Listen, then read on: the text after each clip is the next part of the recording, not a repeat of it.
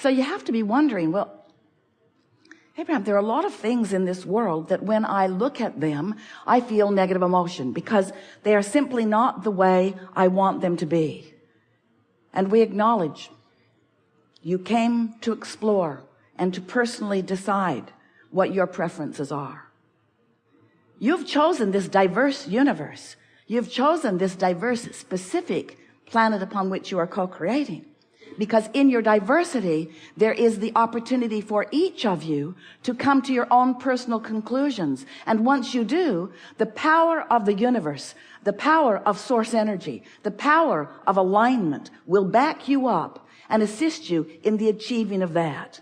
But so often you have split energy about it because you've long ago come to the conclusion of what you want, but you keep picking away at the reasons about why you want it. I want it because that isn't good, and I want it because that isn't fair, and I want it because that doesn't feel good, and I want it because I don't like that. And we say, if you could just leave the I don't want part of it out of the equation sooner, then you would align with what you want, and you would come into vibrational alignment with the power of the universe. If you've been listening to us for a while, and you have, you've heard us offer many different examples in order to help you to get a sense of this vibrational beingness that is all of us. We explained to you that as you sift through this contrast in your human form, that in your observation of what's going on around you, in your focus, in your imagining, in your attention, in your focus is the best word. In your focus, you are emanating vibrational rockets, and they precede you. Knowing what you don't want causes you to send off a rocket of desire of what you do want. And then we explain to you that law of attraction gathers those preferred rockets and holds them in a vibrational holding pattern, really eternally for you, there as a beacon for you to tune yourself into. So this vortex that we've been talking about, some find it difficult to get their thoughts around something that they can't see. It's really the only problem that you have with your physicalness. You are so good at translating vibration into the physical equivalent through what you see and hear and smell and taste and touch, that you want everything to be tangible. You want manifestation to show itself to you right away. And so you sort of count on manifestations to observe in order to adjust the way you feel. If you're observing a pleasing manifestation, you feel good and you say, yes, I would like more of that, please, or I demand more of that. Yes, I want more of these pleasing things, because when I look at pleasing things, I'm pleased. So please me, you say to your children, to your employers, to your employees, to your friends, to your mates, to your parents. Please me because I want to feel good. I want to feel good.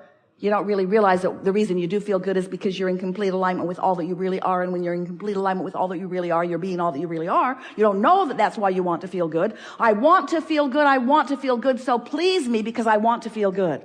And we say, that is so backwards. It doesn't even work that way at all. You must decide that you want to feel good and develop the self-discipline to look in the direction of what does feel good, whether it's past, present, or future. Focus upon what feels good, which means focus upon what's in your vortex, which means focus upon your inner being who stands in vibrational alignment with all that you have become.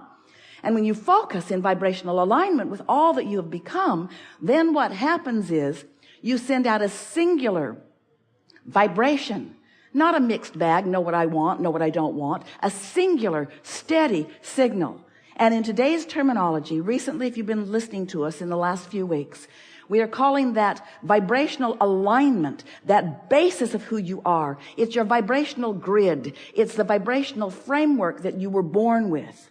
It's this vibrational grid that when you line up with it, when you come into alignment with who you really are, your point of attraction is so powerful that anything that isn't in sync with it just bounces right off of it, bounces right off of it, bounces right off of it. And the good life, the path of least resistance, becomes what you're living.